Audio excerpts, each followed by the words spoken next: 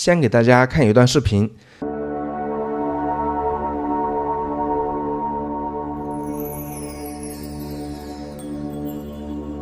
这个效果是我们课上随便演示的一个小案例，完美吗？不完美，但创意层面是不是已经有点意思了？我们线下课学员都会试一些不同的 AI 案例，比如这样的，我们都有 AI 辅助创作在里面。但这期视频我不想谈技术，我想跟大家聊聊我对新人摄影师在当下这个 AI 盛行年代如何自我发展的看法。因为我自己是平面设计师出身，大学专业是视觉传达，年轻的时候也经历过一些美术基础训练，比如素描、色彩等等，所以我也算是经历了视觉时代的一个大浪潮吧。现在我们线下课都是非常年轻的学员，通过跟他们的深度交流，我觉得还是有很多新入行的朋友对于视觉相关行业的认识是不够，甚至是不对的。因为他们可能在从事产品摄影之前，甚至都不是摄影或者设计等相关行业的从业者，等到一入行，他们实际做的工作就是非常单一垂直的，导致了很多新人对整个行业的认知是不够的，那么这就会影响你未来的发展和赚钱的速度。所以接下来我想抛砖引玉，跟大家分享2个我对新人摄影师的建议。建议1，构建自己的影像资产大于死磕技术。首先，如果今天你还有疑问摄影师是否需要学习 AI， 那么我直接告诉你，必须学，没有为什么。咱们首先要达成这一个共识，再接着聊下去。OK， 其实刚才开头的那段视频，我几乎没有写任何提示词，就用了我自己的影像资产做引导。很多人一听影像资产，觉得哎呀，老师这词儿太高级了。其实大白话翻译一下，就是你的高级素材库。我记得我做平面设计师那会儿，移动硬盘里没几个 T 的素材，你都不好意思跟别人打招呼。但那个时代获取优质素材是比较困难且低效的，所以我更愿意称之为素材库。但现在是 AI 时代，我们获取优质素材的效率大大提升，所以我认为现在是各位摄影师建立自己影像资产的绝佳时期。记住一句话，你的审美决定了你的影像，你的影像积累又决定了你 AI 生图的质量。这么说大家能理解吗？上课时我经常问学员一个问题，你平时都去哪找灵感和优质图片？有的学员说，老师，我去站酷。我说滚。开玩笑，站酷有大神，但我问你，你知道站酷抄袭的谁吗？ Behance， 对不对？又有学员说，老师，我用花瓣。我说滚。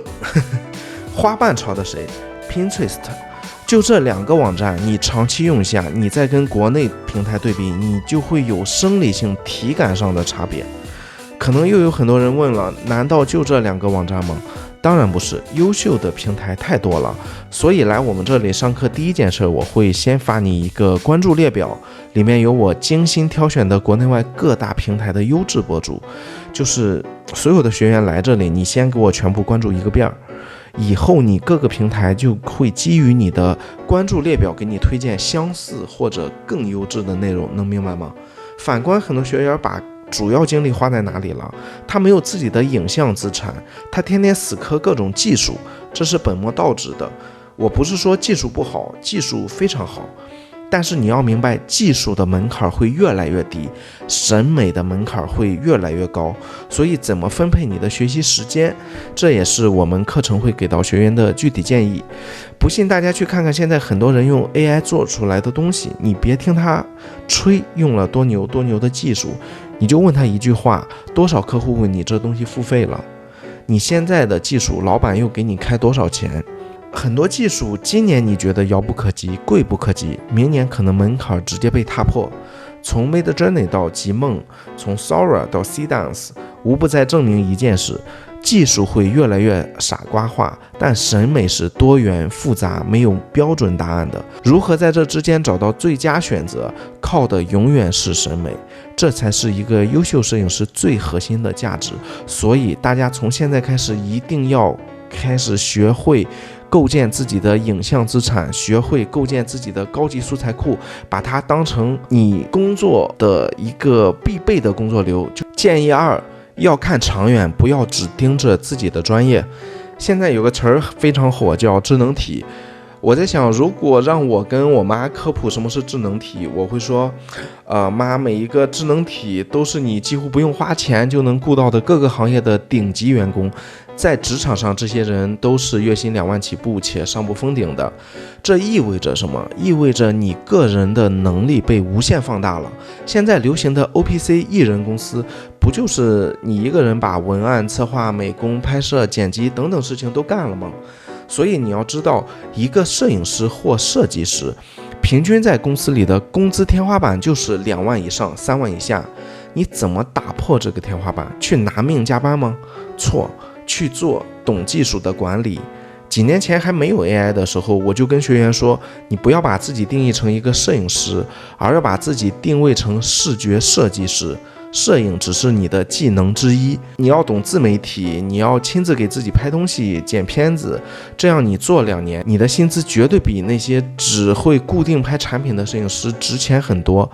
大家可以自己翻一下报纸直聘上的岗位薪资，是不是很多能开到2到3万的职位，都是需要你去做一些统筹和管理相关的工作。而现在到了 AI 时代，我给学员的建议，除了之前说的每个人都要做自己的自媒体，摄影和灯光只是服务于这个职业的某种技能。